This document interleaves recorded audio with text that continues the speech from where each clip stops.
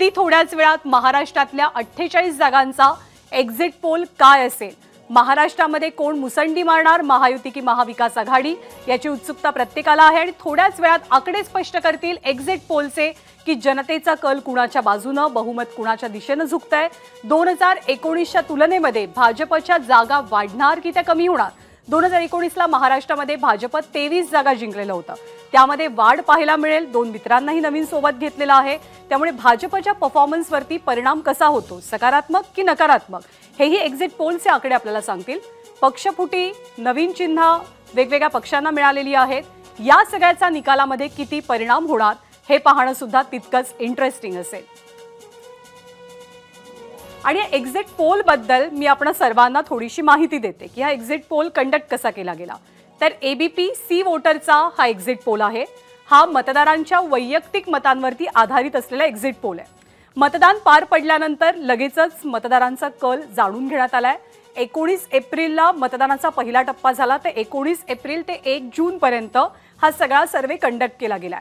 प्रत्येक राज्याची राजकीय डेमोग्राफी विचारात घेऊन हा सर्वे कंडक्ट करण्यात आलाय। प्रत्येक राज्याच्या प्रत्येक विधानसभा मतदारसंघातल्या मतदारांपर्यंत आम्ही पोहोचलो। 19 एप्रिल ते 1 जून म्हणजे आजपर्यंत हा सर्वे कंडक्ट करण्यात आलेला आहे। एकूण 4,31,182 मतदारांनी या एक्झिट पोलमध्ये सहभाग घेतलाय, त्यांचं मत नोंदवलंय एक्झिट पोलमध्ये। आणि सगळ्या 543 मतदारसंघांच्या 4,129 विधानसभा मतदारसंघांपर्यंत आम्ही पोहोचू शकलो। आणि या सर्वेचे राज्यांचे निष्कर्ष 3% मागे पुढे होऊ शकतात, तर विभागीय पातळीवरती ते 5% मागे पुढे होऊ शकतात। या सर्वेचा कॉन्फिडन्स लेवल म्हणजे क्लॅरिटी म्हणू किंवा अचूकता म्हणू, तर सर्वेची कॉन्फिडन्स लेवल किती आहे, तर ती 95% इतकी आहे। म्हणूनच आम्ही म्हणतोय की सगळ्यात अचूक, सगळ्यात वेगवान एक्झिट पोल एबीपी माझावरती। कर्नाटकमधल्या, दक्षिणेतल्या इतर राज्यांमध्ये या एक्झिट पोलनुसार भाजप मुसंडी मारते। भाजपचे कर्नाटकमधले आकडे एक्झिट पोलचे समोर आलेत। दक्षिणेमधल्या इतर राज्यांमध्ये म्हणजे फक्त कर्नाटक नाही, तर दक्षिणेमध्ये सुद्धा भाजपची मुसंडी असल्याचं चित्र आहे। यावेळेला भाजपनं विशेष लक्ष दक्षिणेकडे दिल्याचं आपल्याला पाहायला मिळालं। काही नवीन नेतृत्व सुद्धा दक्षिणेकडच्या राज्यातनं उदयास आल्याचं चित्र होतं।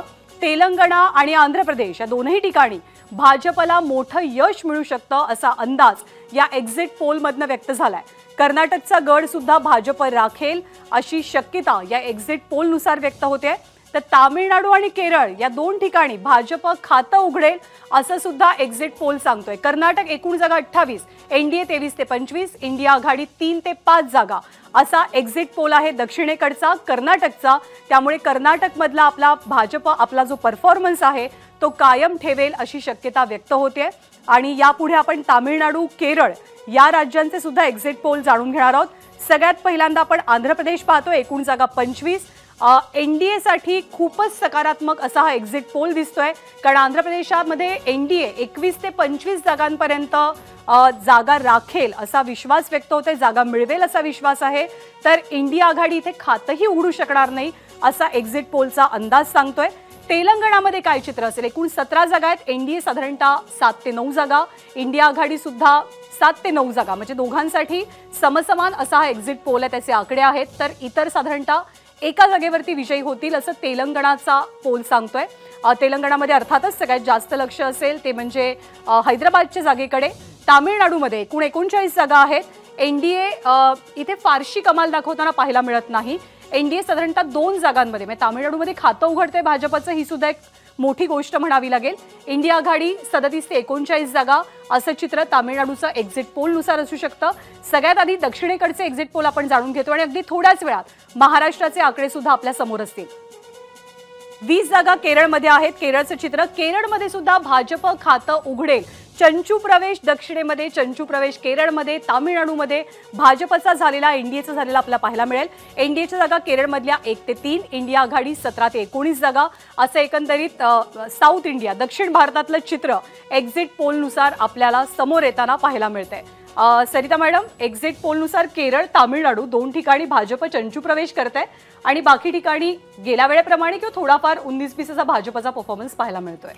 नक्कीच ज्ञानदा, एक यातून जे वाटतंय ते हे आहे की केरळमध्ये खास दशकांपासून खरं तर भाजपाचा आणि भाजपपेक्षा जास्त संघ परिवाराचा फोकस राहिलेला आहे आणि इथे अगदी आता आपण वेगवेगळ्या माध्यमातून तिथे वोट्सचं कन्सॉलिडेशन करण्याचा प्रयत्न झाला. तिथं एक मोठं कन्सॉलिडेशन हे हिंदू मतांचं करण्याचा प्रयत्न सुद्धा झाला आणि द केरळा स्टोरी हा सिनेमा सुद्धा त्यातला एक महत्त्वाचा भाग आहे. तर दुसरीकडे त्याच केरळमध्ये राहुल गांधी उभे राहतात वायनाडमधनं. आता या पार्श्वभूमीवर अगदी एक जागा सुद्धा भाजपाला जर मिळाली तर ती महत्त्वाची ठरेल. इथे इंडी आघाडी ही एकत्र लढलेली नव्हती, म्हणजे मैत्रीपूर्ण लढत होती. मात्र डावे हे बरोबर असून सुद्धा अनेक जागांवर त्यांचे उमेदवार होते आणि तमिळनाडूमध्ये अन्नमलाई फॅक्टर हा सुद्धा महत्त्वाचा आहे. त्यामुळे हे सगळं लक्षात घेता नक्कीच भाजपासाठी हे महत्त्वाचं आहे. अबकी बार विंध्या पार अशा पद्धतीचा सुद्धा एक नारा देण्यात आलेला होता. शायना इन्सींना या आकड्यांवरती काहीतरी बोलायचं आहे. शायना इन्सी. जी, मुझे 2-3 चीज बोलना था. पहले आप जब विश्लेषण कर रहे थे कि भारतीय जनता पार्टी ने क्या काम किया है, जब काम होता है तो वो लाभार्थी जिनके निजी जिंदगी में परिवर्तन मिलता है, जहां 60 करोड़ लोग, जिनको 55 करोड़ लोगों को 5 लाख मिलता है आयुष्मान भारत में, 11 करोड़ महिलाओं को उज्ज्वला मिलता है या 13 करोड़ महिलाओं को शौचालय मिलता है. आज हम एक पूरा महिला पैनल है, तो मैं आपको ये ज़रूर कहना चाहती हूँ एबीपी माझा के निमित्त कि आज जो महिलाओं को गर्व मिला है, सम्मान मिला है, नारी शक्ति वंदन मिला है, ट्रिपल तलाक मिला है, तो ये मोदी जी का योगदान है.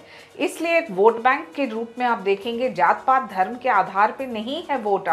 आज वोट किस आधार पे है कि महिला किसको वोट कर रही है, युवा किसको वोट कर रही है, बुजुर्ग और गरीब किसको वोट कर रहे हैं, किसान किसको वोट कर रहे हैं. स्वाभाविक रूप से जब आप विश्लेषण करते हैं आंकड़े के ऊपर, तो ये आंकड़े से एक चीज स्पष्ट है कि कोई एंटी इनकम्बेंसी नहीं है, प्रो इनकम्बेंसी है. प्रो इनकम्बेंसी कब होता है? जब काम होता है जमीनी स्तर पे.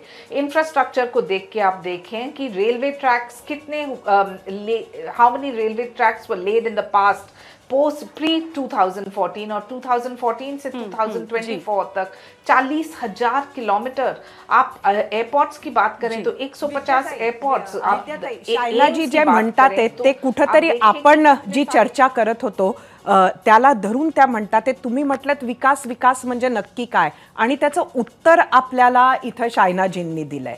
काय म्हणाल, केरळात प्रवेश सुद्धा करणं हे भाजपासाठी एका वेळेला कठीण होता. आज आकडे दाखवतात ते की चंचू प्रवेश का होईना भाजपा करते, तामिळनाडूमध्ये प्रवेश करते.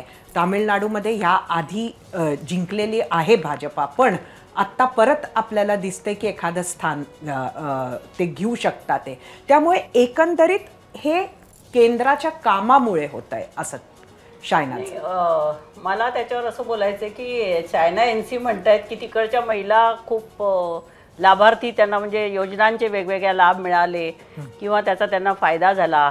तर मला असं वाटतं योजना या प्रत्येक सरकारच्या काळात असतातच, परंतु योजनांचा लाभ मिळाला ह्याचा दिंडोरा जो पिटला असेल तो मोदी सरकारने पिटलेला आहे.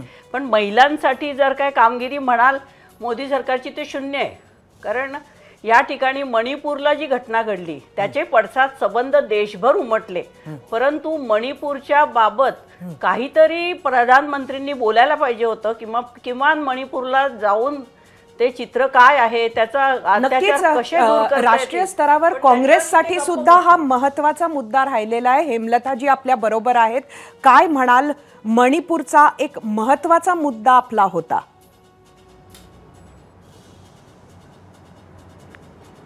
नाही, वस्तुस्थिती आहे. आपण विकास विकास म्हणतो, पण ह्या निवडणुका खरंच विकासाच्या मुद्द्यावर लढल्या गेल्या का?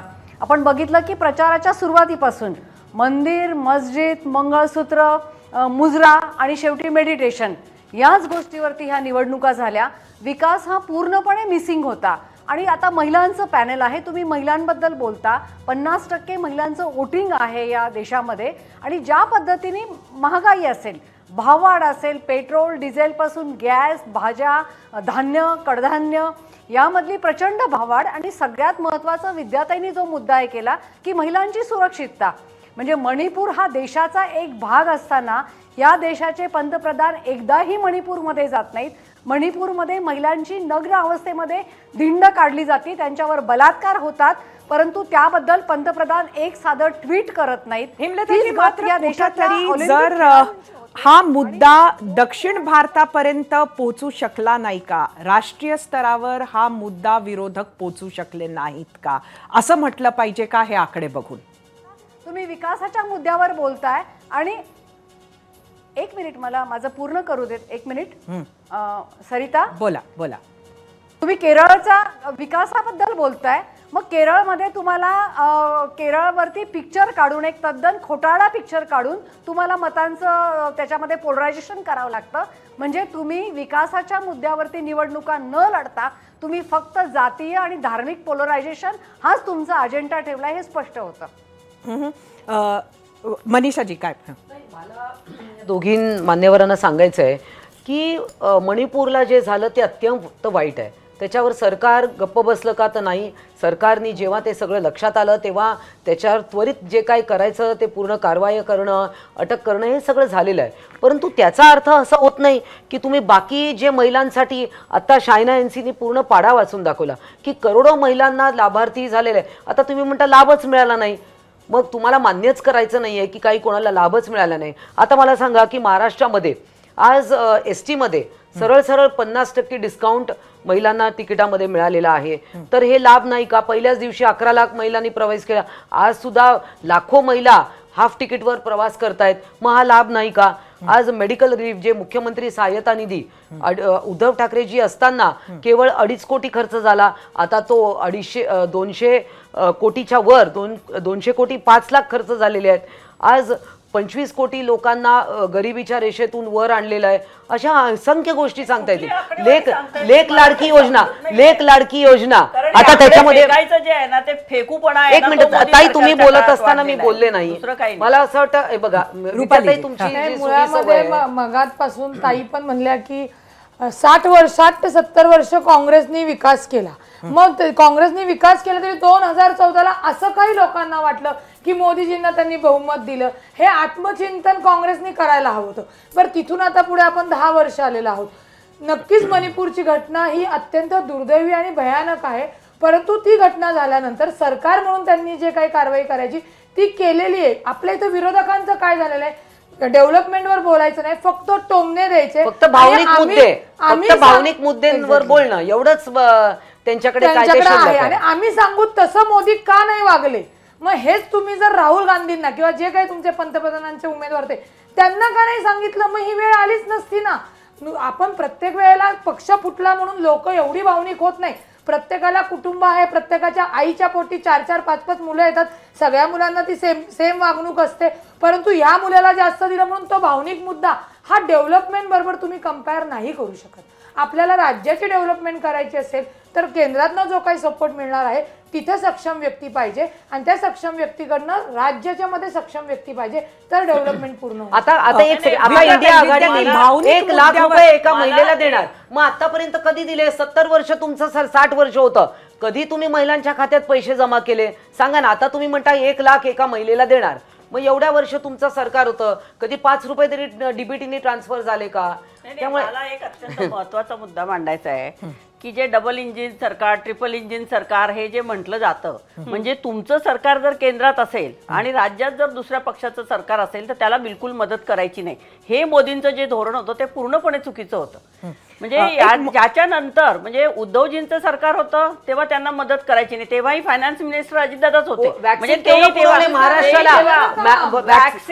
महाराष्ट्राला सगळ्यात जास्ती वॅक्सिन पुरवले. सगळी मदत केंद्राने केलेली आहे. महाविकास आघाडी झाल्यानंतर अजितदादांनीच तर सगळी धुरा सांभाळली होती ना. पण अजितदादांनी तिथं मुख्यमंत्री उपमुख्यमंत्री भेदभाव नाही केला. मोठ्या साहेबांनी काय केलं, 2014ला सुद्धा पाठिंबा मागितला नसताना जाहीर पाठिंबा केला. सतत भाजपबरोबर बोलण्याचा प्रयत्न केला, सतत बोलणी करायला पाठवलं. मग त्याच्यानंतर जर तुम्ही पाठवताय आणि ऐन टायमाला जर मागे हे करतायत तर माननीय अजितदादांनी डायरेक्ट पाठिंबा देऊन मोकळे झाले. हा साधा 14 मुद्दा आहे. पासून अनेक पक्षांमध्ये खतखत होती, अस्वस्थता होती, वेळोवेळी प्रत्येकाच्या विधानांमधनं ते समोर येत आहे. महिलांचा मुद्दा निश्चितपणे महत्वाचा आहे, त्याबद्दलही आपण बोलू. आणि महाराष्ट्राचे आकडे सगळ्यात महत्वाचे म्हणजे एबीपी माझा, उघडा डोळे बघा नीट.